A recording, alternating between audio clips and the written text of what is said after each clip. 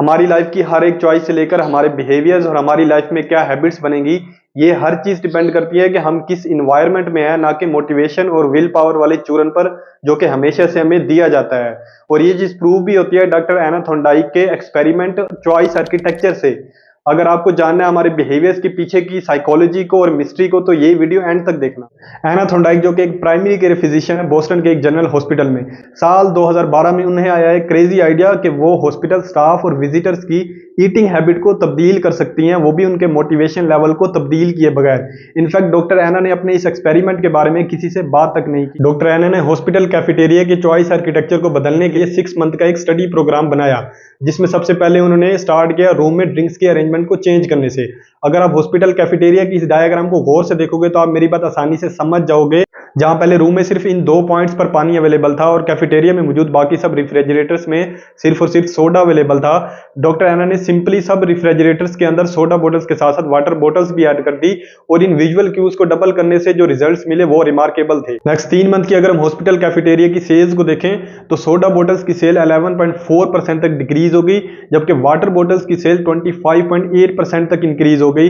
फिर डॉक्टर एना ने similar adjustments की कैफेटेरिया में मौजूद हर एक फूड के साथ, और दोबारा उन्हें सिमिलर रिजल्ट्स देखने को मिले, वो भी कैफेटेरिया में आने वाले किसी भी इंसान की मोटिवेशन लेवल को तब्दील किए बगैर। इस एक्सपेरिमेंट के रिजल्ट से ये बात प्रूव होती है कि हमारे बिहेवियर्स और हमारी चॉइसेस इस बात पर डिपेंड कर रही होती हैं कि किस रूम में हैं हम और हमारे सामने कौन से क्यूज हैं। अगर इसकी मैं आपको एक सिली सी एग्जांपल भी दूं, हम कभी किचन में पानी पीने के लिए जाएं और हमें वहां पर कुकीज पड़ी हुई दिख जाएं, तो हम 1-2 कुकीज उठाकर खा लेते हैं। बेशक हम कुकीज का सोचकर किचन में गए ही नहीं थे और ना हमें भूख थी, लेकिन स्टिल 1-2 कुकीज उठाकर हमने खा ली। That's how environment influence our behaviour and our choices. Environment एक इनविजिबल हैंड की तरह हमारे बिहेवियर्स को शेप कर रहा होता है।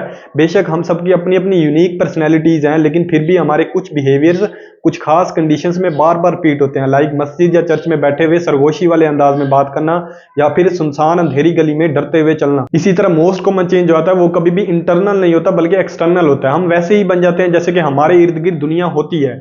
हमारा हर एक हैबिट और हमारी हर एक बिहेवियर डिपेंड करता है कॉन्टेक्स्ट पर, यानी किस इन्वायरमेंट में जी रहे हैं हम। और ये चीज प्रूव होती है इकोनॉमिस्ट हॉकिंस टर्न के 1952 में डिस्क्राइब किए गए सजेशन इंपल्सिव बाइंग फिनोमिना है, जिसके अकॉर्डिंग एक कस्टमर जब भी पहली दफा कोई चीज देखता है तो विजुअलाइज कर लेता है कि उसे उस चीज की नीड है। इन अदर वर्ड्स, अक्सर कस्टमर्स ज्यादातर प्रोडक्ट्स इस वजह से नहीं खरीदते कि उन्हें वो एक्चुअल में चाहिए था, बल्कि इस वजह से खरीद लेते हैं कि वो प्रोडक्ट उन्हें कैसे प्रेजेंट किया गया। और ये चीज प्रूव होती है इस सर्वे रिपोर्ट से, जिसके अकॉर्डिंग 84% तक लोग इंपल्सिव बाइंग करते हैं। और ना सिर्फ ये बल्कि CNBC की इस 2025 की रिपोर्ट के अकॉर्डिंग हर साल कस्टमर $2000 तक इंपल्सिव बाइंग पर खर्च कर देते हैं। अगर इसकी आप प्रैक्टिकल एग्जांपल देखें, मॉल्स में जितने भी प्रोडक्ट्स आई लेवल पर मौजूद होते हैं उनकी सेल ज्यादा होती है बजाय ऐसे प्रोडक्ट्स के जो नीचे फ्लोर के करीब हों।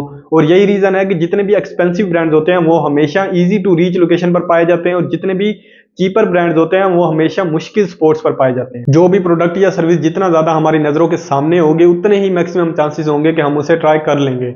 हम हमेशा यही सोचते हैं कि वी आर इन कंट्रोल, लेकिन सच तो ये है कि ज्यादातर एक्शंस जो हम हर दिन लेते हैं वो हमारी अपनी चॉइस या पर्पसफुल ड्राइव की वजह से नहीं बनते, बल्कि इस बात पर डिपेंड कर रहे होते हैं कि वो ऑप्शन हमारी नजरों के सामने कितना ज्यादा था। हर जिंदा जानदार का अपना एक मेथड है चीजों को सेंस करने का और अपने इर्द गिर्द की दुनिया को जानने का।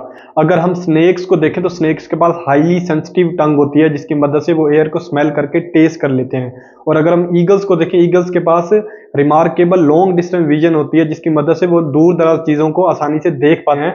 इवन बैक्टीरियाज के पास कीमो रिसेप्टर्स होते हैं। कीमो रिसेप्टर्स ऐसे छोटे छोटे सेंसरी रिसेप्टर्स हैं जिसकी मदद से वो अपने इन्वायरमेंट में केमिकल्स को डिटेक्ट कर लेते हैं। और अगर हम खुद को देखें यानी ह्यूमन बीइंग को, तो हमारी परसेप्शन डिपेंड करती है सेंसरी नर्वस सिस्टम पर। हम दुनिया को देखते हैं 5 सेंसेस की मदद से, जो क्या है हेयरिंग, स्मेल, टेस्ट, टच और विजन। लेकिन सबसे ज्यादा पावरफुल सेंसरी एबिलिटी अगर ह्यूमंस के पास कोई है तो वह है विजन की। हमारी बॉडी में करीबन 11 मिलियन सेंसरी रिसेप्टर्स हैं, जिनमें से 10 मिलियन सिर्फ और सिर्फ विजन पर इस्तेमाल होते हैं। और कुछ एक्सपर्ट्स के अकॉर्डिंग हमारे ब्रेन के आधे से ज्यादा रिसोर्सेज सिर्फ और सिर्फ विजन के लिए यूज होते हैं। ये चीज कि हम अपने विजन पर किस कदर कदर डिपेंड कर रहे हैं, कोई सरप्राइज की बात नहीं बचती कि विजुअल क्यूज यानी जो मैक्सिमम हमें दिखेगा वही मैक्सिमम रोल प्ले करेगा हमारे बिहेवियर बनने में। और यही वजह है कि ऑथर जेम्स क्लियर ने अपनी बुक एटॉमिक हैबिट में लिखा है, a small change in what you see can lead to a big shift in what you do. यानी आपकी नजर की एक छोटी सी तब्दीली आपको एक बहुत बड़े शिफ्ट की तरफ लेके जा सकती है कि आप लाइफ में क्या करोगे। इस चीज को जानने के बाद आप ये इमेजिन कर सकते हो कि ऐसे इन्वायरमेंट में आपके लिए जीना कितना ज्यादा इंपॉर्टेंट है जो प्रोडक्टिव क्यूज के साथ भरा हुआ हो, और ऐसा इन्वायरमेंट जिसमें अनप्रोडक्टिव क्यूज कम से कम हो। थैंकफुली इस हवाले से गुड न्यूज है, आप अपने एनवायरनमेंट के विक्टिम बनने की बजाय इसके आर्किटेक्ट भी बन सकते हो। आर्किटेक्ट कैसे बनना है इस पर मैं आपको एक डिटेल वीडियो दे सकता हूं, अगर आपको कुछ चाहिए नीचे कमेंट्स में 22 बार टाइप कर दो, मैं आपके लिए एक डिटेल वीडियो बना दूंगा। मैं आपको मिलूंगा नेक्स्ट वीडियो में। अगर आपको आज की वीडियो अच्छी लगी है तो लाइक करें और चैनल को सब्सक्राइब करें। अंटिल देन अल्लाह हाफिज।